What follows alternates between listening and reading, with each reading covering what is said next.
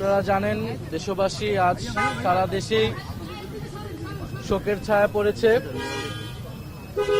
বাংলাদেশ জাতীয়তাবাদী দল বিএনপির চেয়ারপারসন বেগম খালেদা জিয়া আজ ইন্তেকাল করেছেন। ইন্না লিল্লাহি ওয়া ইন্না ইলাইহি রাজিউন। আমরা বিএনপির গুলশান কার্যালয়ে এসেছিলাম জাতীয় নাগরিক পার্টি এনসিপির পক্ষ থেকে শোক এবং শ্রদ্ধা জ্ঞাপন করতে।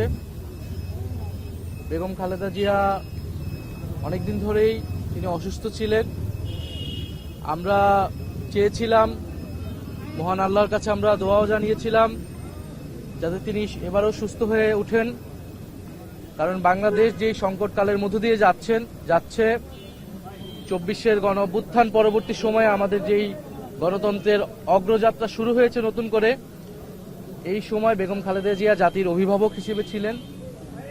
আমাদের এই ক্রান্তিকালে উনাকে অনেক প্রয়োজন ছিল, উনার উপস্থিতি।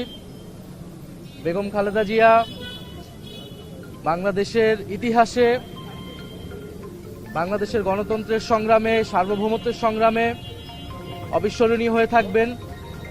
আমরা এরশাদ বিরোধী আন্দোলন, 90-এর স্বৈরাচার বিরোধী আন্দোলন থেকে ফ্যাসিবাদ বিরোধী আন্দোলন পর্যন্ত ওনার আপোষহীন যে মনোভাব, দৃঢ়তা, সেটা বাংলাদেশের গণতন্ত্রকামী, মুক্তিকামী মানুষকে অনুপ্রেরণা জাগিয়েছে।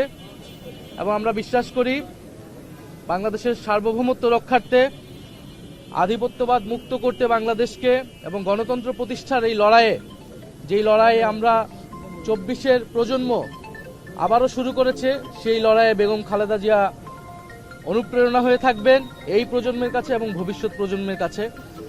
আমরা তার পরিবারের কাছেও শোক জানাই, সমবেদনা জানাই, যে এই শোক সইবার শক্তি তার পরিবার এবং সমগ্র জাতিকে আল্লাহ দিক, এবং তার যেই লড়াই, সেই লড়াইকে আমরা ধারণ করেই বাংলাদেশকে আমরা পুনর্গঠন করব, গণতন্ত্র প্রতিষ্ঠা করব, এটাই আমাদের প্রত্যাশা আজকের দিন।